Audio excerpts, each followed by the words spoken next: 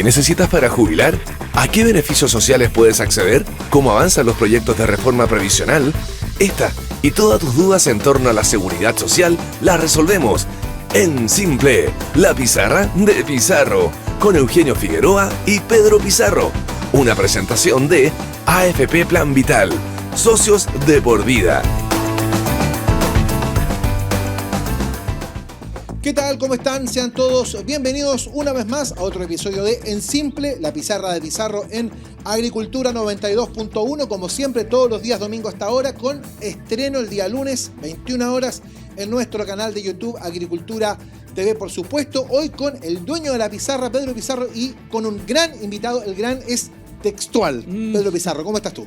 Hola Eugenio, ¿cómo estás? Buenos días a todos quienes nos están acompañando hasta ahora. Gracias por la sintonía, por estar ahí, por acompañarnos de semana a semana, y nosotros preocupados de tener importantísimos invitados. Y hoy día tenemos un gran amigo también.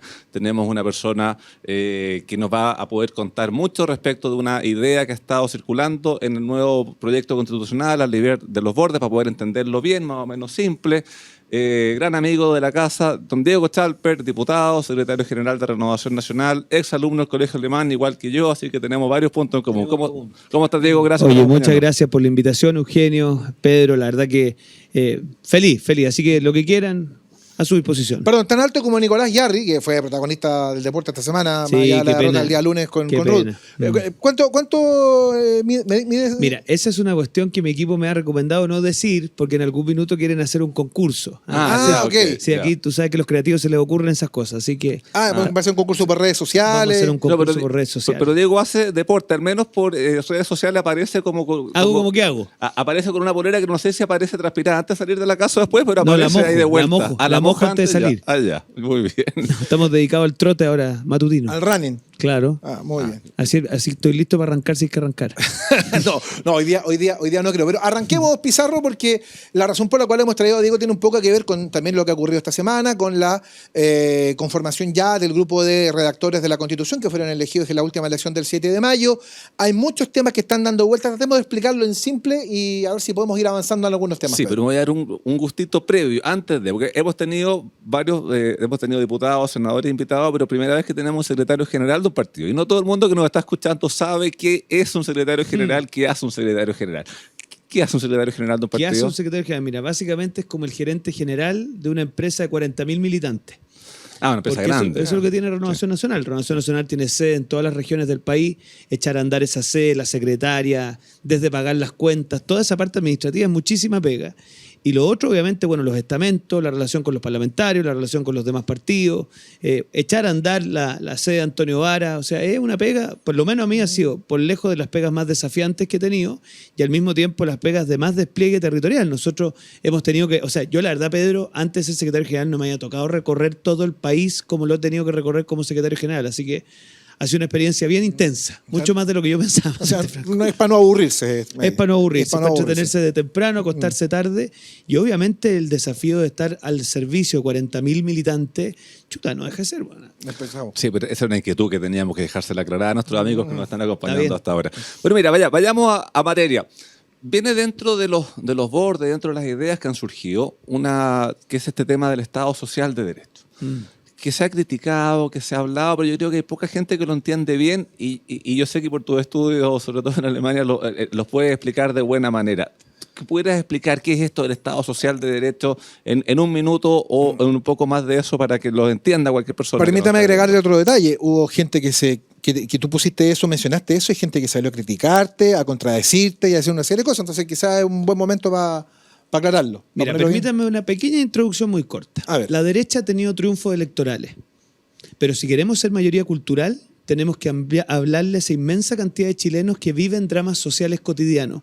Que el 19 de octubre no funcionó en la calle, mejor dicho, en la semana siguiente, porque estuvieran monitoreados desde Venezuela, sino que gente que salió a la calle porque está endeudada, porque está horquillada, porque no tiene atención de salud. A ese mundo tenemos que hablarle. Yo creo que en nuestro sector en eso ha tenido poco desarrollo de ideas como lo han tenido en otras partes en el mundo.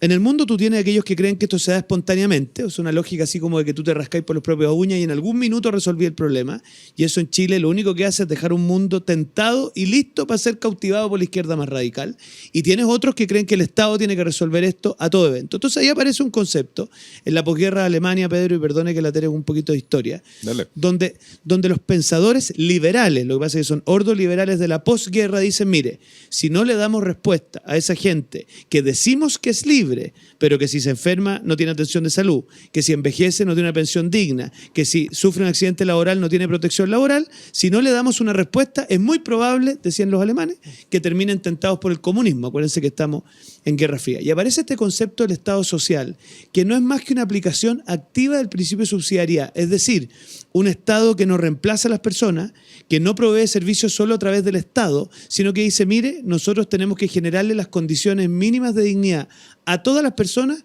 para que la libertad no sea solo patrimonio de algunos, sino que sea patrimonio piso de todos, porque solo así vamos a poder impedir que avance la izquierda radical en Alemania. Mira el rollo. Y yo creo que estamos en el mismo desafío. Por lo tanto, yo le pido a la gente de mi sector que no vean esto un problema, sino que vean esto una oportunidad para que alcancemos una mayoría cultural en Chile. Ahora, más que un problema, mucha gente que te criticó lo ven como una especie de capitulación respecto al concepto, que lo entienden básicamente como un concepto que viene desde el mundo de la centroizquierda. Sí, o sea, yo creo que en eso yo empatizo con el drama y el miedo de muchos chilenos después de la convención. Porque aquí, digamos la firme, la izquierda radical intentó imponer por la vía constitucional su modelo de sociedad de manera obligatoria para Chile. Entonces, ese miedo está. Lo que pasa es que no nos podemos dejar invadir al punto de no ver que si no damos respuesta al malestar social que hay en Chile, esto va a ser cuestión de tiempo y quizás en un par de años más nuevamente la gente cree que el pelado Bade puede ser su alternativa para el futuro. Entonces, ¿cómo le damos respuesta a eso? Con una formulación donde el Estado no reemplaza a las personas, Eugenio y Pedro, sino que en el fondo genera las condiciones para que servicios públicos y privados generen condiciones sociales elementales, pensión garantizada universal, subsidios habitacionales, plan auge, subvenciones escolares, o sea, lo que ya tenemos, pero lo vayamos profundizando con responsabilidad fiscal y con pleno respeto a las libertades. Eso es lo que hemos consagrado. Y yo por lo menos creo que en esto, perdónenme la firme, porque aquí tengo que poder, la derecha se juega la posibilidad de hablarle a la inmensa mayoría de los chilenos. Sí, es que ahora, escuchando los ejemplos, sobre todo que estás señalando respecto del Estado Social de Derecho, hay varios puntos que ya existen hoy día. Entonces, en el fondo, esto vendría como a llevar a la Constitución una idea que ya ha estado preconcebida y que se ha estado aplicando hace ya varios años en Chile. ¿En qué te cambia en el día a día una persona que la Constitución diga que es un Estado Social de Derecho a que no lo diga? ¿Sabes lo que hace? Mira, Sí. en el gobierno anterior, la izquierda nos rechazó la sala cuna universal. Hoy día se engárgara en la cuenta pública, pero no lo rechazaron. Un Estado social te dice, mire, tenemos que ir avanzando progresivamente en estas coberturas, respetando las libertades, responsabilidad fiscal y, muy importante, provisión mixta. Si tuviéramos un Estado social, nosotros podríamos exigir de esa izquierda que hiciera menos gárgara, pero que nos permitiera avanzar en fortalecer, por ejemplo, la pensión garantizada universal. Yo me imagino que en su casa nadie creerá que eso es una política de izquierda, porque la verdad es que la implementó el gobierno del presidente Piñera, y parte de nuestra pega para poder efectivamente resguardar la propiedad de los fondos y la libertad de elección es que todos tengamos un piso mínimo, y esa es una idea de derecha. ¿Y por qué? Porque nosotros queremos que la gente tenga pisos mínimos para formar parte de esto. Lo mismo con la subvención escolar. La izquierda les tiene fobia, porque cree que los servicios locales de educación y la asfixia estatal es lo que va a resolver los problemas de educación. ¿Qué creemos nosotros? Subvención escolar, financiamiento compartido y posibilidad de elección por la vía de tener escuelas privadas y públicas. Entonces, no tengamos, perdónenme la franqueza, temor de avanzar en nuestras ideas, pero interpretando a esa inmensa mayoría de chilenos que, para serte franco, quiere respuesta en sus temas sociales. Sí, hay un par de cosas que son bien interesantes respecto al concepto que está conversando Diego, porque, a ver, hay mucha gente que ha entendido o ha intentado poner sobre la mesa esta etiqueta de que vivimos en un Estado subsidiario, neoliberal, donde cada uno se rasca con sus propias uñas, y no se ha visto, y no han visto que, por ejemplo, cuando tuvimos el problema de la pandemia, apareció la AFC y mucha gente logró tener ingresos gracias a que existe un sistema de protección al trabajador formal cuando es despedido, que existen los fondos de pensiones, que no era una entelequia como algunos quisieron decir. Es decir, se ha avanzado mucho en los últimos 30 años respecto de este concepto. Pero hay algunos también que han sido un poquitito más osados, desde la otra esquina han dicho que quizá el Estado social y democrático de derecho es un hito superior a lo que hemos tenido. Es decir, hemos avanzado tanto que ahora estamos en condiciones de dar un salto más en esto de ir dando protección frente a las inseguridades que te da la vida. ¿Tú sientes que hay un poco de eso también? Yo me quedo con tu frase final, que es clave para entender las inseguridades que nos da la vida. Hoy día la ciudadanía quiere más libertad, o sea, la izquierda con su idea de dar tranquilidad social por la vía, coartar la libertad hasta fuera de circulación, pero nosotros tenemos la pega de dar seguridades ante las incertidumbres de la vida. Y eso me encantaría a mí que lo pudieran proveer los privados por sí solos, pero el Estado también juega un rol en eso, que es generando ciertas condiciones. Nosotros creemos firmemente en los subsidios habitacionales. Si alguien cree que eso no es un aporte estatal que genera condiciones mínimas para que después las empresas privadas sean las que construyan, yo sé que cierta izquierda quizás tiene un sueño erótico con tener constructores estatales, pero esa cuestión no va a funcionar. En materia de salud, ¿alguien se opondría hoy día al plan Auge? ¿Qué es el plan Auge y las garantías explícitas de salud al final? Un cierto piso garantizado que después nos permite pensar en un sistema integrado de salud. Entonces, yo lo que creo, y eso es lo que se va a ir viendo con el tiempo, a ver, algunos han dicho este es un Estado a los Chávez. A ver, Chávez le daría dolor de guata un Estado social que está garantizado con provisión mixta, con responsabilidad fiscal y con respeto a las libertades. Ellos lo que creen, Eugenio y Pedro, es en un Estado exclusivo, que es que solo el Estado provee. Y yo quiero decirle, en eso no tenemos ninguna posibilidad de conciliar con ello, porque nosotros creemos firmemente en los sistemas integrados y en los sistemas mixtos. Sí, y llevándolo a materia de pensiones específicamente, bueno, que tú las conociste de cerca. El Estado Social de Derecho uno lo ve que está totalmente presente. O sea, uno ve una provisión mixta y tenemos por un lado el ahorro de cada uno de todos los meses, uno ve su liquidación de sueldo, ve también una PGU potente que primero la reforzamos mucho como pilar solidario a fin del 2019 y luego a fin del gobierno del presidente Sebastián Piñera pudimos juntos sacarla adelante y aprobarla y hoy está vigente. Con oposición de la izquierda. Si eso hay que recordárselo a esta gente. No, y más que con oposición, ¿te has fijado el último tiempo como que tratan de minimizarla? Entonces como que la mencionan poco. Y tú te acordarás que no eran muy buenos para pagarla, además, porque fueron tremendamente ineptos el año pasado para pagarla. Costó echarlo a andar eso ahí. Los primeros 6 meses, claro. Sí. Es que lo que pasa es que, bueno, dale tú. Entonces ya tenemos muy avanzado este Estado. ¿Qué le falta hoy en día? No, tenemos pegas pendientes, por ejemplo, en tema de educación parvularia. Este gobierno que hace gárgaras con la educación no ha avanzado en la subvención en materia de educación preescolar porque le tienen fobia. Si ellos, ¿qué querrían? Lo que ellos llaman el aporte basal. ¿Qué es el aporte basal en castellano? Es una estatización por la vía del financiamiento a los distintos sistemas de educación parvularia. ¿Qué creemos los que creemos en un Estado social? Subvención dirigida específicamente a los jardines más pobres, que hoy día son los por vía de transferencia directa, los VTF, e ir avanzando en educación inicial. Segundo, sala cuna universal. ¿Cuál era el proyecto del presidente Piñera? Para que lo sepan en su casa. Uno en donde había provisión universal con proveedores públicos y privados y con un sistema de financiamiento mixto, con fondos directamente de aquellos que tenían que prestar el servicio, pero también que aquellos que no tenían hijos pudieran contribuir en un porcentaje. Y esa es la sociedad que viene. Entonces, mi impresión es que no podemos permitir que la izquierda coopte conceptos que no son de izquierda, como los derechos sociales, la sustentabilidad y todos conceptos que ellos se apropian porque nosotros se los regalamos a veces también. Sí, y en el tema de la cuna también recordemos que está privilegiado lo que es la libertad de los padres de a qué sala cuna van sus niños, que eso también es una idea que es más nuestra que de... No, a ellos les produce tirria. Sí. Ellos querían que hubiera provisión única estatal por la vía de los jardines íntegras. Y el proyecto está en el Senado. Está en el Senado. Avanzó en su momento la Comisión de Trabajo, pero no sabía que haya tenido mayor avance. De hecho, el gobierno comprometió ciertas indicaciones para hacerlo avanzar, pero ahí quedó. En el discurso también se dijo en la última cuenta pública, igual que en la cuenta pública anterior, pero no pasó el discurso. Mira, a nosotros nos gobierna el Tony Camo. Porque la verdad es que... Se te cayó el carnet largamente. No, pero para los que están en su casa saben perfectamente quién es el Tony Camo. Todos nos pegamos al televisor a ver si nos inoptizaba. Aquí cada una vez al año nos dan una tremenda partitura que normalmente tiene una nota angular, ¿no? El año pasado era la nueva Constitución, la de este año es la reforma tributaria.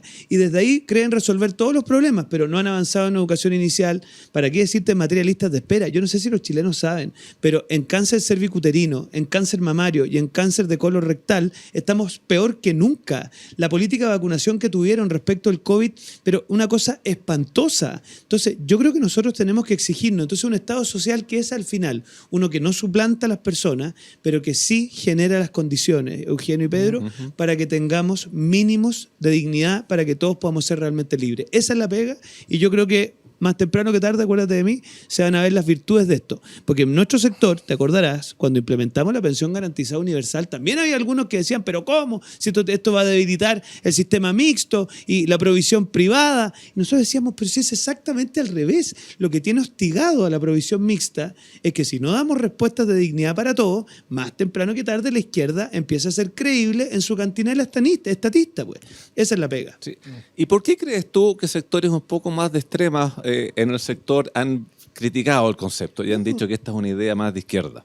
A ver, yo creo que hay algunos que de buena fe, después del trauma, yo creo que Chile está con un estrés postraumático, pero después de la convención tienen un justo temor de que cualquier cosa que sea moverse, creen que vamos a volver a la lógica del estatismo radical. Yo creo que eso es exactamente lo contrario. Nosotros hemos hecho una cosa sensata que impide a los estatismos radicales avanzar. Y yo también creo, y lo digo en la mejor de las ondas, que hay algunos que dan una lectura equivocada, no sé si de buena o mala fe, pero equivocada del concepto, porque lo rememoran a un concepto que no tiene nada que ver. Mira, el estado de bienestar siempre trae el predominio o por lo menos el trato preferencial al Estado, no tiene nada que ver con el Estado social. En Alemania hay una provisión constitucional directa de la educación privada. Te dice, mire, si la educación pública no es suficiente, nosotros como Constitución garantizamos la educación privada. Yo le aseguro que eso al señor Rafael Correa, al señor Nicolás Maduro y a Evo Morales le produce un problema al corazón. Entonces, no tiene nada que ver la lógica que hemos dejado consagrar los bordes, que han expresado los expertos, con el voto del experto republicano. Ojo, que eso es súper interesante, porque nosotros en el fondo, ¿qué estamos haciendo? Es avanzar a más, digámoslo así, prestaciones sociales garantizadas con respeto a las libertades y con provisión mixta. Y yo por lo menos creo que eso es súper importante para el Chile que viene. Y esa tirria que dice Pedro de algunas personas del sector respecto del concepto, ¿no tendrá también un vínculo respecto de que también estaba consagrado en el proyecto constitucional de la Convención? Es que sí, probablemente hay algo de Hay eso. un prejuicio quizás. Sí, no, pero mira, si yo los entiendo, y en eso nuestra pega es hacer lo que estamos haciendo hoy día, que es explicarlo y no cansarnos de explicarlo, pero como estaba consagrado en el texto, por favor, comparen los dos textos. Ahí no solo había una enunciación, sino que se decía que Chile es un Estado social, plurinacional, o sea, una serie de adjetivos que daban cuenta de que el proyecto de la Convención se enmarcaba en lo que hemos llamado la izquierda del siglo XXI, para mí, más mejor dicho, la izquierda latinoamericana, la izquierda de Evo Morales, del Grupo de Puebla. En cambio, aquí lo que estamos haciendo es emular las constituciones de los sistemas de seguridad social exitosos en el mundo. Alemania, Suiza. Así que denle una oportunidad al concepto, queridos amigos de derecha, que creo que es una manera en donde vamos a poder entrar en diálogo con los sectores sociales del país. Sí, debo dejar esto la pregunta antes de... ¿A usted le gusta hacer la de don Francisco? Me gusta Pedro, dejar muy esta bien. la pregunta y volvemos después en la segunda parte.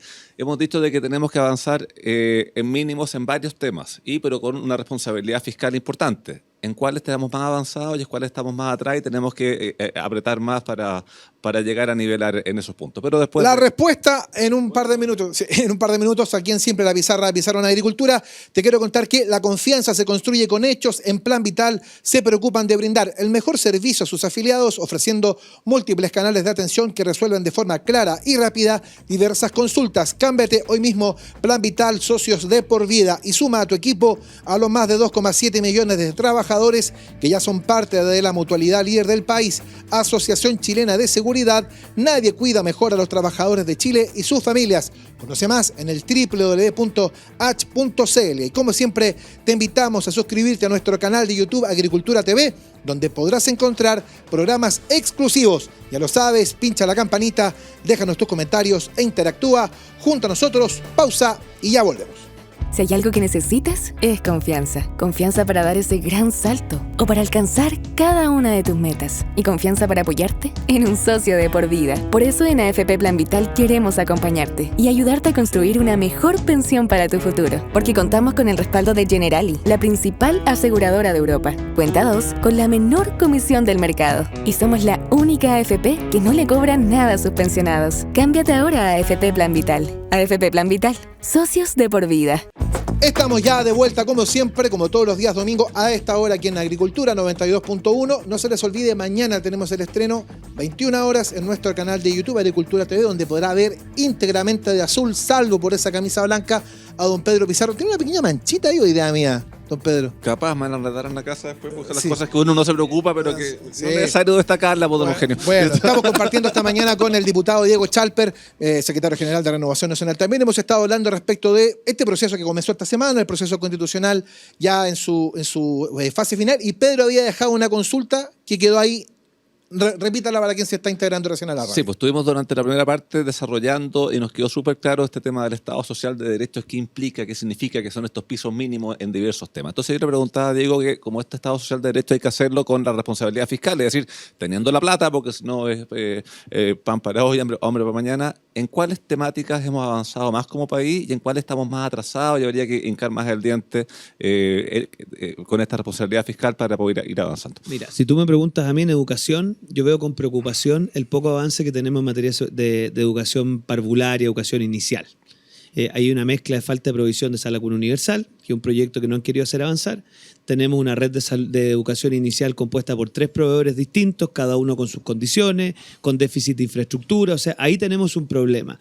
En educación superior estábamos mejor, lamentablemente eso ha ido perjudicándose un poco. En educación escolar, pese a que tenemos gratuidad y tenemos una buena prestación, para mi gusto, los servicios locales de educación son un retroceso. Este gobierno lo sabe, no lo han podido implementar, porque tenemos además un ministro que lo único que le obsesiona es la afectividad y el tema de la sexualidad, porque en realidad solo en eso pone mucho entusiasmo. Entonces, el tema de educación inicial, Pedro, pega prioritaria. Y en materia de salud, yo creo que hay que volver al proyecto del presidente Sebastián Piñera, que decía en materia de FONASA, fortalecer un plan universal de salud garantizado para todos y con plazos de lista de espera establecidos por ley que nos permitieran que si aquí un señor tenía que esperar tantos días, pudiera tener esa prestación con arancel FONASA en proveedores públicos o privados. Cualquiera fuera, porque aquí lo que importa, viejo dicho, no importa si el gato es rojo o es blanco, lo importante es que case ratones. Y aquí a los pacientes, la verdad que lo que les importa es que les den sus prestaciones de salud.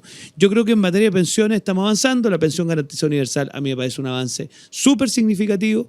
En materia habitacional me parece que Chile también ha avanzado con la política de subsidios, pero también tenemos que seguir creciendo. Pero si tú me preguntas a mí, lo que clama al cielo y nos va a penar es el tema de la educación parvularia, donde tenemos realmente un retraso inaceptable.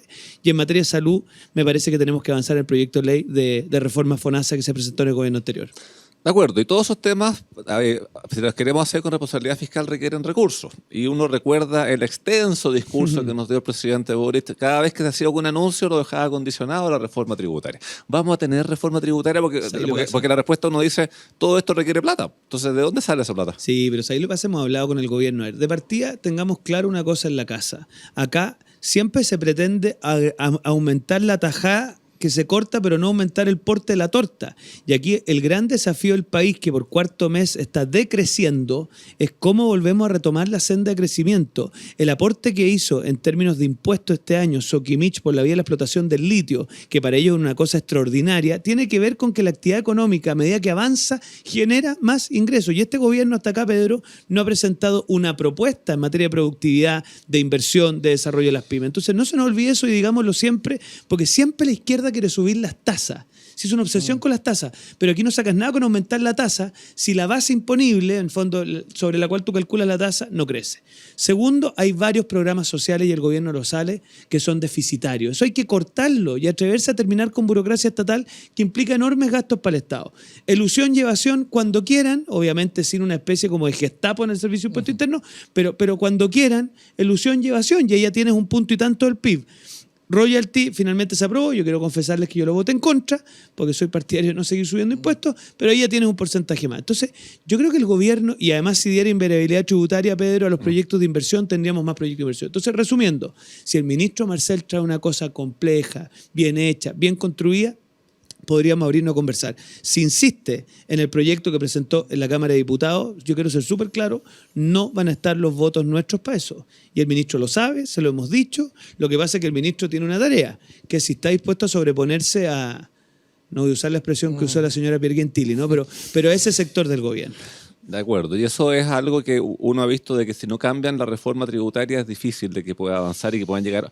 En materia previsional, yo sé que tú no estás en la Comisión de Trabajo, pero esto a nivel de las bancadas se conversa. Si no hay cambios en la reforma previsional, ¿avanza? Es que de nuevo, Pedro, tú lo conocías esto de cerca. Sí. Había un proyecto avanzado, ya habíamos llegado casi a acuerdo con el aporte patronal, iba a ir un porcentaje a las cuentas, otro porcentaje a un pilar solidario, o sea, estábamos listos. Y este gobierno aparece con una entelequia que, digamos, la firme, Pedro. Cuando nos hablaban de las cuentas nacionales, todos los que estaban ahí tuvieron que meterse en alguna enciclopedia para entender qué era este concepto tan extraño que se le ocurrió a la ministra Jara. Además queda claro con la salida del subsecretario que es que no hay una mirada única dentro del gobierno. Entonces, ¿qué le pedimos a la ministra Jara? Realismo. Mira, en el gobierno de la presidenta Bachelet se hablaba de realismo sin renuncia. Aquí lo que hay es una renuncia al realismo. O sea, se renuncia al mínimo sentido de realidad, que es decir, mire, fracasamos con nuestra entelequia en las cuentas nacionales, por lo tanto, pongámonos de acuerdo. ¿Qué porcentaje de esto va a ir a las cuentas privadas de los afiliados? ¿Qué porcentaje un formato pilar solidario? Y si me permite una opinión, yo creo el pilar intergeneracional. Es decir, que los cotizantes digan que ese porcentaje que va a entregarse a una cosa solidaria vaya específicamente a un segmento que nos quieren ayudar. Y así vamos generando además más lógica de solidaridad intergeneracional. Eso te iba a preguntar porque es evidente que hay diferencias sustanciales respecto de el proyecto de ley que presentó el gobierno versus lo que uno puede más o menos ir reduciendo de lo que señalan todas las encuestas. Entonces uno se pregunta, bueno, si no es este proyecto, ¿cuál debiese ser? ¿Por dónde debiese ir? ¿Por dónde crees tú que debería avanzar la reforma de pensiones como para poder aprobarse? Porque también hay un ejercicio precisamente de realidad que a mí me sorprende que el gobierno, después de 2 palizas electorales, recién como que despierte de eso, pero después de la elección parlamentaria última era evidente que el Congreso no lo iba a tener a su favor y por lo tanto era evidente que tenía que sentarse a negociar. O sea, claramente ellos apostaron al plebiscito, a ganar la Constitución y con eso hacer lo que quisieran, pero ya resuelto ese elemento, uno dice, bueno, ¿por dónde debiese caminar esto para que hubiese algún tipo de acuerdo? Porque ya llevamos 15 años en este debate. Pedro esto lo entiende mejor que yo, así que me cuesta hablar delante de él de esto, pero aquí hay 2 objetivos clave.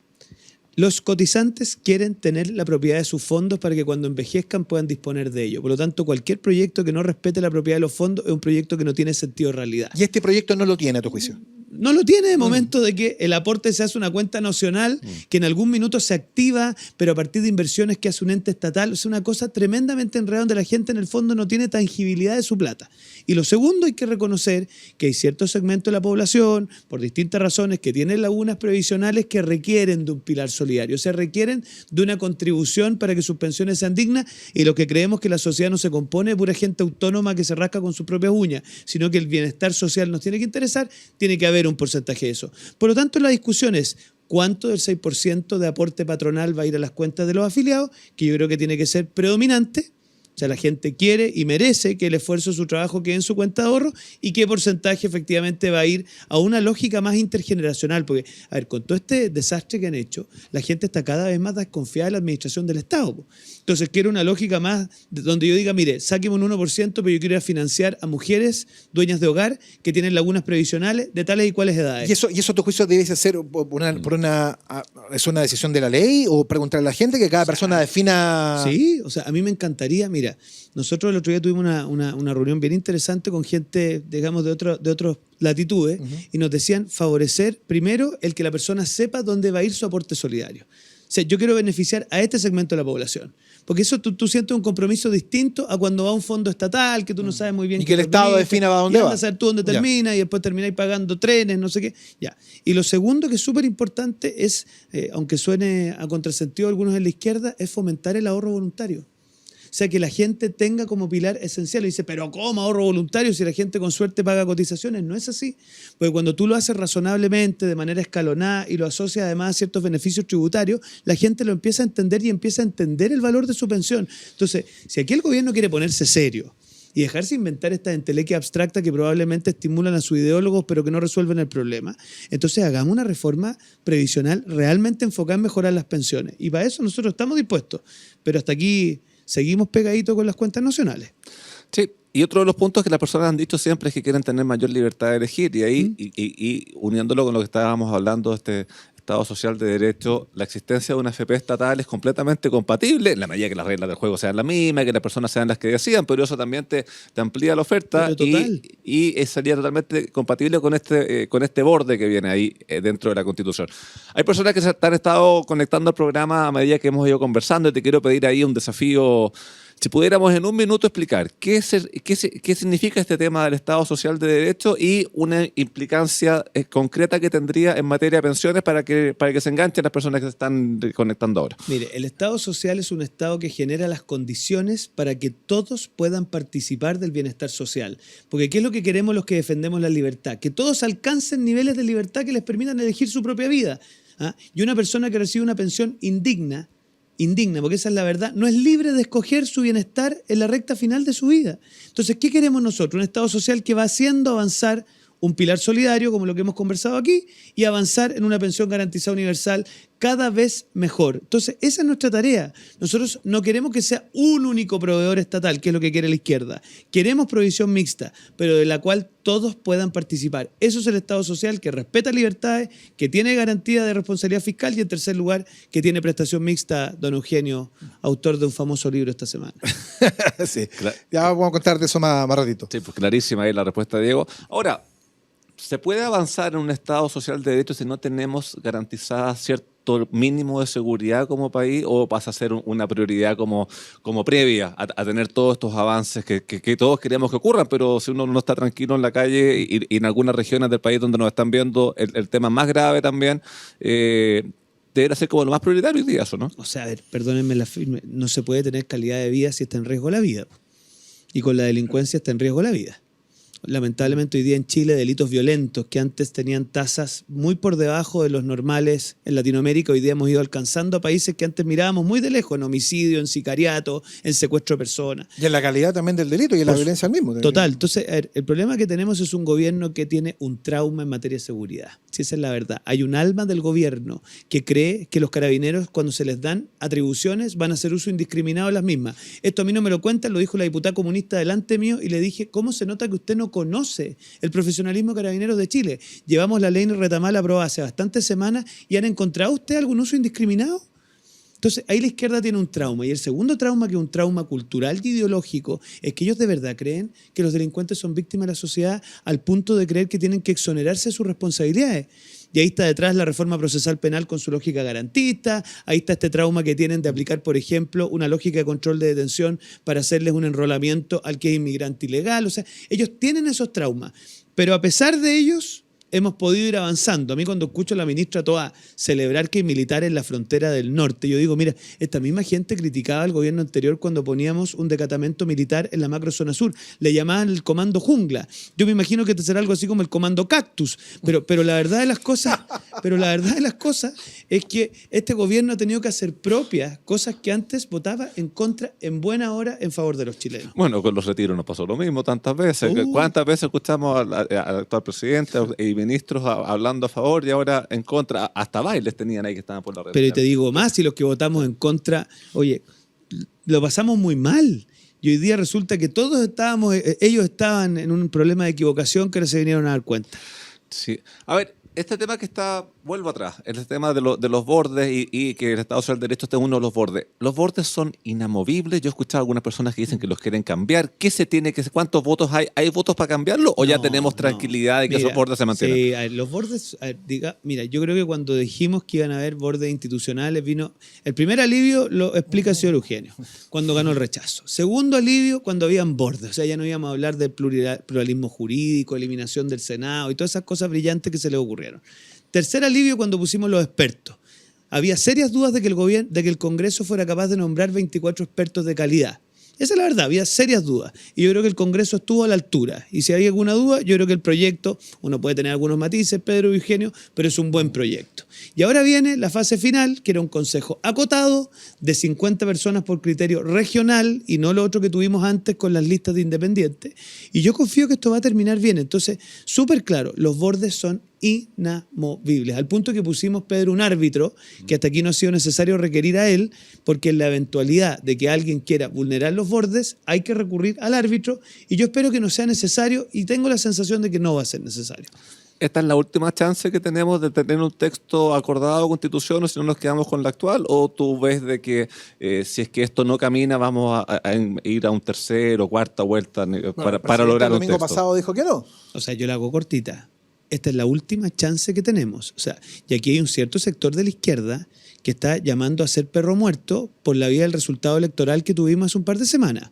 O sea, está diciendo que aquí como ganó cierto sector del país, entonces nosotros ahora... No, a ver, la izquierda radical, con la misma vehemencia que nos pedía a nosotros cumplir nuestra palabra empeñada, yo les exijo cumplir la palabra empeñada. Cuando salieron 3 diputados del Partido Socialista queriendo alterar el curso del proceso constitucional, me comuniqué personalmente con 2 de ellos y les dije, miren, ustedes lo que están haciendo aquí no solo es antidemocrático, sino que además van a sacar patente de no cumplir su palabra para siempre. Y gracias a Dios, la presidenta del Partido Socialista rápidamente los llamó al orden, porque se la firme. Eso es cierto. Ahora, hay mucha gente, Diego, que mira el proceso con desconfianza. Los entiendo. Y lo mira desde la derecha, entendiendo el tema del 142, que se debió haber cerrado allí, que se votó rechazo y que no había necesidad de volver a hacer esto, que incluso antes de que existiera una coma escrita, ya estaban contra el proceso y decía que iban a estar en contra a fin de año, todo el tema.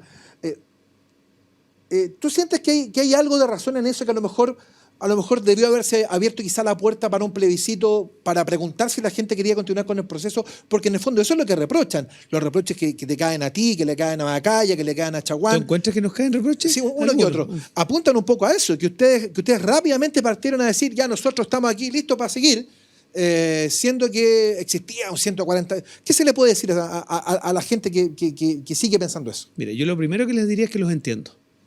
Porque aquí la izquierda radical hizo una cosa impresionante, que es pasar de un 80% de apruebo a perder. O sea, para eso había que tener un talento extraordinario y el talento fue hacer todo mal. Por lo tanto, yo a esa gente la entiendo. Pero lo invito a 3 reflexiones cortitas.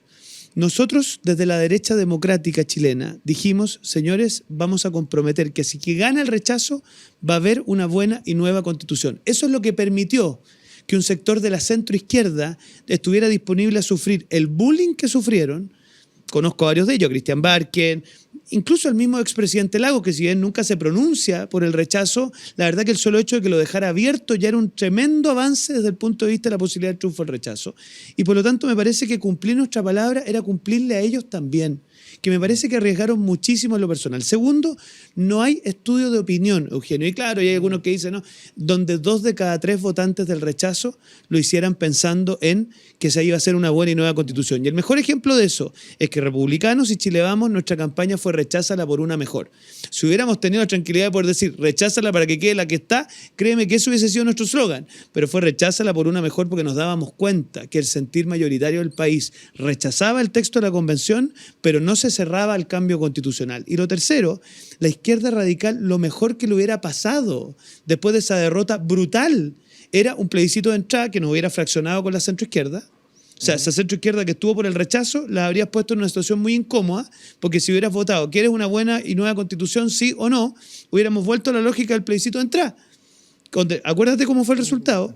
Y lo otro y más importante que eso, la izquierda radical, las Flavia Torrealba, que decían que el momento constitucional ya pasó, los Guillermo Tellier, que decían que este era un mal acuerdo, las Carol Cariola, que decían que esto no era un acuerdo para celebrar, digamos, la firma una vez por todas, no querían que hubiera acuerdo, porque lo que querían era en 3 años más volver a excusarse de toda su ineptitud, diciendo, ven, una vez más la derecha no cumplió su palabra y que la Constitución. Entonces aquí tenemos una oportunidad histórica, y se lo digo a los que están en su casa, de quitarles el comodín constitucional a la izquierda radical para que tengan que responder por su incapacidad de gobernar y no puedan esconderse detrás de la falda de la Constitución del 80.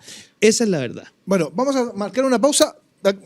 Yo sé que tienes que hacer otras cosas. ¿Alcanza a quedarte un ratito? ¿Alcanzamos, no? No, ¿Sí? No alcanzamos, me mataron. No, dicen que no. Entonces te tengo que despedir acá. Perdona, Eugenio. Perdona. Ha sido un gusto, Diego, que nos haya acompañado hoy día, así que te vamos a volver a invitar porque tenemos harto tema que estoy conversando y estos conceptos medio raros, así como que se escuchan así como muy elevados. Lo importante era explicarlos bien en simple. Lo que quieran. Y eso está logrado. Además, en una semana de cito tan importante, donde este aspecto se tomó la agenda, obviamente que para nosotros era muy importante tener acá, pero un poco explicarle siempre a la gente en qué consiste esta idea y hacia dónde va precisamente este proceso constitucional. Así que, Diego, muchas gracias. Ustedes, amigos y amigas, no se muevan porque vamos a una pausa y vamos a regresar porque tenemos a Pedro Pizarro respondiendo algunas preguntas de nuestros auditores. Antes, déjame contarte que la confianza se construye con hechos. En Plan Vital se preocupan de brindar el mejor servicio a sus afiliados, ofreciendo múltiples canales de atención que resuelven de forma clara y rápida diversas consultas. Cámbiate hoy mismo, Plan Vital, socios de por vida, y suma a tu equipo a los más de 2,7 millones de trabajadores que ya son parte de la mutualidad líder del país.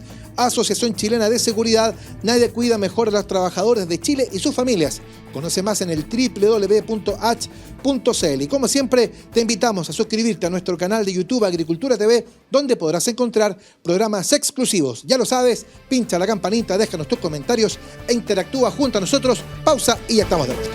Si hay algo que necesitas, es confianza. Confianza para dar ese gran salto o para alcanzar cada una de tus metas. Y confianza para apoyarte en un socio de por vida. Por eso en AFP Plan Vital queremos acompañarte y ayudarte a construir una mejor pensión para tu futuro. Porque contamos con el respaldo de Generali, la principal aseguradora de Europa. Cuenta 2 con la menor comisión del mercado. Y somos la única AFP que no le cobra nada a sus pensionados. Cámbiate ahora a AFP Plan Vital. AFP Plan Vital. Socios de por vida. Muy bien, estamos de vuelta. Último bloque de En Simple, la pizarra de Pizarro en Agricultura. Por supuesto, no se les olvide que este programa va a estar disponible este día lunes, mañana a las 21 horas en nuestro canal de YouTube Agricultura TV. Con Pedro quisimos en este último bloque, aprovechando que Diego Chalper tenía la agenda un poco apretada, como buen día domingo acá en la radio, de ir respondiendo algunas cosas que nos han ido preguntando durante los últimos días. Fundamentalmente las preguntas que nos han caído tienen que ver con, obviamente, el tema de las pensiones. Y tengo una pregunta por acá de Cecilia Araya. Cecilia me pregunta, yo todavía no logro entender la diferencia entre pensionarse vía renta vitalicia versus retiro programado. ¿Me pueden explicar en qué consiste cada una? Respondámosle a Cecilia. Muy buena pregunta, Cecilia. Vamos a tratar de explicar bien en simple las diferencias que tienen estas dos formas de pensionarse que tienen la persona al momento de que toman la decisión, mujeres desde los 60 años en adelante y hombres desde los 65. Y el retiro programado o la renta vitalicia son dos sistemas distintos que tienen ventajas y desventajas y que las vamos a ir explicando. Una persona cuando se pensiona tiene un fondo acumulado, un fondo que logró ahorrar durante su vida activa. Con ese fondo tiene dos caminos. Por un lado, puede tomar toda la plata que tiene en su cuenta individual de la administradora de fondo de pensiones e ir a la compañía de seguros de vida y decirle, señor compañía de seguro de vida, tengo tanta plata ahorrada, a cambio de esta plata, ¿usted cuánta plata me va a pagar a mí todos los meses en UF hasta el día que yo me muera? Eso es una renta vitalicia. ¿Y cómo lo calcula la compañía de seguro de vida? Dice, mire, usted tiene tal edad, la expectativa de vida suya son tantos años. En el caso de una mujer a los 60 estamos hablando de una expectativa de vida hasta como los 89 más o menos, y los hombres a los 65 hasta como los 87. Porque se te dice, usted va a vivir tantos años por delante, tiene tanta plata ahorrada, yo le calculo una determinada tasa de interés y en base a eso las compañías de seguro le hacen ofertas a usted que pueden variar en montos mayores o menores a nivel de una renta vitalicia. ¿Qué gracia tiene la renta vitalicia? Que usted le van a pagar el mismo monto hasta el día que usted fallezca. Entonces, si es que lamentablemente usted contrata la renta vitalicia y fallece un par de meses después, bueno, a nivel de la compañía de seguro de vida hizo un buen negocio con ese tema. Ahora, al revés, usted vive más allá de su expectativa de vida, llegó hasta los 100 años, bueno, a nivel de la compañía de seguro hizo un mal negocio, a nivel de promedio se termina compensando, por eso es que se consideran lo que son los promedios de vida, pero uno evita el riesgo de longevidad a través de la renta vitalicia porque uno tiene el mismo monto todos los meses. Sí, perdona, me hago cargo de la pregunta a Sergio Faúndez, que apunta también a lo mismo, y Sergio pregunta, ¿qué pasa cuando uno tiene una renta vitalicia y muere? ¿El dinero que queda para mi cónyuge? A ver, a nivel de renta vitalicia hay pensiones de sobrevivencia calculadas, o sea, con la plata que uno llega, eso es el monto que se requeriría para la pensión de sobrevivencia de cónyuge e hijo hasta los 18 o 24 años, dependiendo si están estudiando o no, es un dinero que queda reservado dentro de lo que uno contrata la renta vitalicia para que estas pensiones de sobrevivencia en el evento que tengan que pagarse se puedan pagar. O sea, eso queda. Ahora, o sea, hay disposición, me refiero, o sea, hay herencia. No hay herencia, hay ¿no? pensiones de sobrevivencia. Perfecto. No hay herencia porque uno con la plata, recordemos que ese es el precio que uno paga para que le aseguren un pago todos los meses. Perfecto. Por eso es que ahí uno deja de ser dueño de esa plata porque Perfecto. uno lo que tiene es este derecho a recibir la renta vitalicia todos los meses. Diferente es cuando uno se pensiona a nivel de lo que se llama un retiro programado, que ahí uno la plata no la saca de la administradora de fondos de pensiones, uno la mantiene en la administradora de fondos de pensiones y va retirando una cantidad mes a mes. Es decir, perdón, el dinero se sigue capitalizando. Se sigue capitalizando, se sigue invirtiendo. ¿Y qué ocurre con un retiro programado? La plata sigue siendo de uno, porque sigue estando en la cuenta de cada uno, pero una vez al año se recalcula. Se recalcula, ¿por qué? Porque la expectativa de vida que uno tiene a los 60 o a los 65 no es lo mismo que a los 70 o a los 75. Va aumentando a medida que uno va viviendo más años. Entonces, cada vez que uno va cumpliendo años, se calcula la expectativa de vida que tiene a esa edad, el saldo que tiene acumulado, la tasa de interés que se proyecta para el próximo periodo, y en base a eso se va determinando el monto del retiro programado que uno va a hacer mes a mes. Ahora, si uno lo ve en una curva o en un gráfico, el retiro programado parte siempre en un monto más alto que lo que una persona va a recibir por una renta vitalicia, pero a poco andar esto va decreciendo, de repente se cruza con la línea de la renta vitalicia y luego decae. O sea, con el tiempo el retiro programado va a ser un monto inferior al monto que tenga una renta vitalicia, pero uno parte con un monto más alto.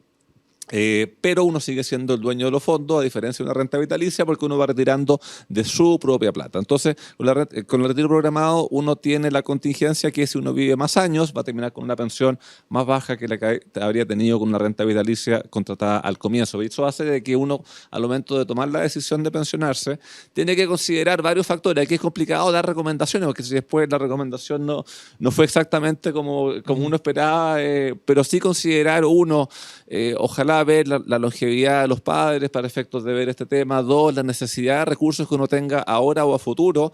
3, el estado de salud que la persona pueda tener. O sea, hay varios factores que uno tiene que considerar al momento de ver si es que le es más conveniente a su caso particular, y hay una serie de asesores previsionales que lo pueden ayudar en eso, y las propias administradoras lo pueden ayudar a tomar una buena decisión. Otra pregunta, insisto, la gente nos ha preguntado y nosotros nos gusta responder. Adriana Venegas pregunta, ¿existe compatibilidad entre la PGU y una renta vitalicia?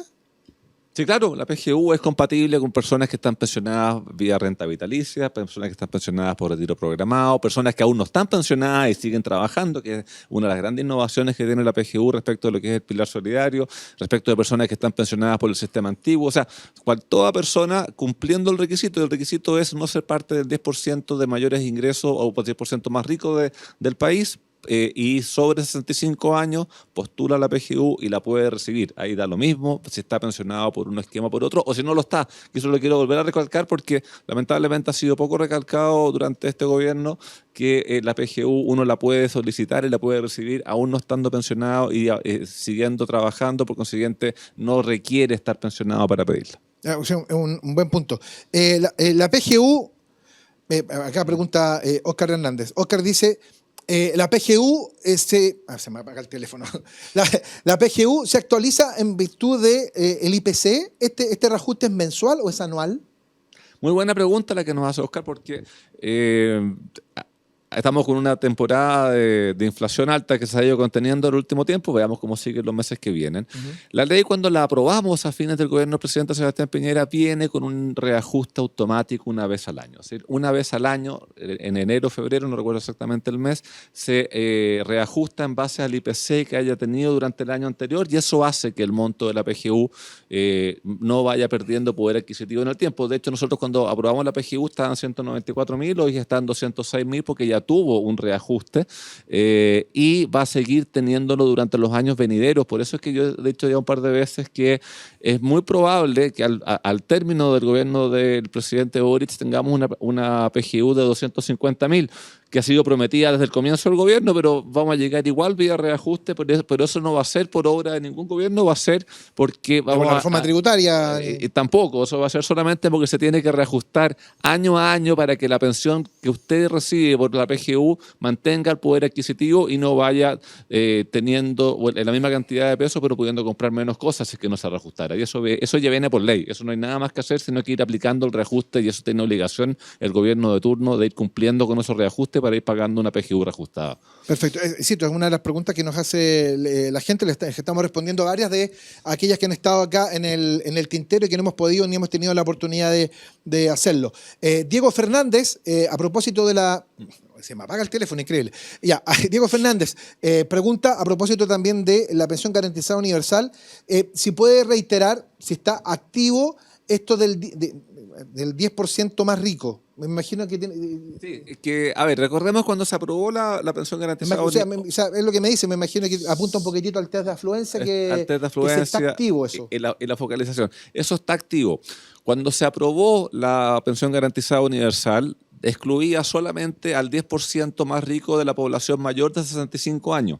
Hubo una ley corta durante el año pasado que modificó eso y lo dejó solamente respecto del 10% de la población más rica, sin consideración de edad, lo que hace que una cierta cantidad de adultos mayores hayan podido ingresar a la PGU que no podían ingresar inicialmente. Pero seguimos hablando de un 10% de la más rico que queda fuera. Y esto se hace considerando tanto ingreso como patrimonio, eso dice al menos la ley, y ahí tenemos el problema de que el instrumento que se creó solamente ve ingresos, no ve patrimonio. Y ahí, por reconocimiento del propio ex subsecretario en la comisión, señalaba que les era muy difícil medir patrimonio, no así ingreso, porque hay muchas más fuentes de información de ingreso que de patrimonio a las personas, para poder... Pero en el servicio de impuestos internos eso pero debería ser muy fácil. Pero tiene ingresos, tiene mucho más ingresos que patrimonio, que recordemos que los impuestos en Chile se pagan en base a ingresos. O sea, hay cierto patrimonio que está registrado, inmuebles, vehículos, las inversiones bursátiles, pero hay otros patrimonios que no están registrados y hace más difícil poder llegar a determinar qué patrimonio tiene una persona, y por eso es que se iba a un instrumento más bien de ingreso. Ahora, yo creo ahí que a medida de que los recursos lo permitiesen, ojalá pueda avanzar y perfeccionar la PGU y no excluir a adulto mayor ninguno. Apuntar a la universalidad. Y mantener un requisito solamente de años. O sea, si usted vivió en Chile, trabajó en Chile, generó ingreso en Chile, bueno, tiene derecho. Y esto se va a devolver en gran parte, porque las personas de mayores ingresos, recordemos que las pensiones se suman a los ingresos y pagan impuestos. Por consiguiente, una persona que reciba una PGU y tenga un ingreso alto, parte importante de esa PGU la va a devolver vía operación renta los meses de abril cada año. Mira, Yajaira Gómez dice, llegué a Chile el año 2007, soy venezolana, me encantaría saber si podré en el futuro tener acceso a la PGU.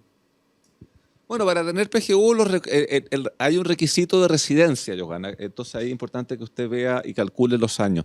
Tiene que haber vivido al menos 20 años en Chile y de los últimos 5 haber vivido 4 años en Chile. Entonces, si ya está, probablemente el de los 5 y 4 los va a cumplir. Respecto si está 2007, estamos hablando 2007. El 2027, siempre claro, que sea ininterrumpido, porque esto se ve con una serie de información, de datos de información. Uno de ellos es... ¿A qué le llaman ininterrumpido? Por ejemplo, si Yajaira, que me escribe, dice, ¿sabes qué? Me fui un mes a Venezuela a vacaciones a ver a mi familia. Es que ahí no se cuenta y eso se resta para llegar a los 20 años. Lo mismo que cuando uno ve a ti y a mí que nos gusta el fútbol, cuando van a nacionalizar a algún jugador y dicen, bueno, estuvo tantos meses acá y volvió, y eso cada vez que uno pasa por una aduana, uno ha visto que uno deja una información en la PDI, bueno, se queda a nivel de policía de investigaciones, hay un informe cada uno que dice, entró por tal lugar, salió por el otro, y uno va contando ahí para llegar al tiempo. Aquí es igual. Si esa la sumatoria de tiempo entre el ingreso y la salida suma esos 20 años, está cumplido el requisito de residencia. Ahora recordemos también que hay un requisito de edad, o sea, a doña Giovanna probablemente le van a faltar más años para llegar a los 65 años que es de PGU, y el de residencia son estos 20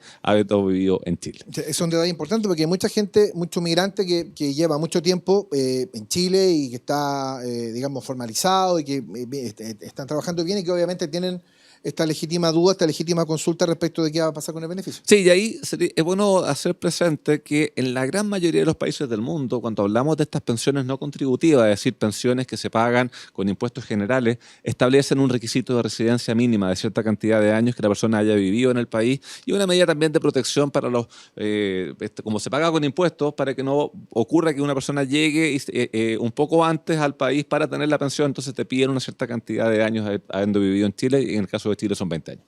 Bueno, déjame contarte que la confianza se construye con hechos y en Plan Vital se preocupan de brindar el mejor servicio a sus afiliados, ofreciendo múltiples canales de atención que resuelven de forma clara y rápida diversas consultas. Cámbiate hoy mismo, Plan Vital, socios de por vida. Estamos en el tiempo, Tomás, ya se fue el programa.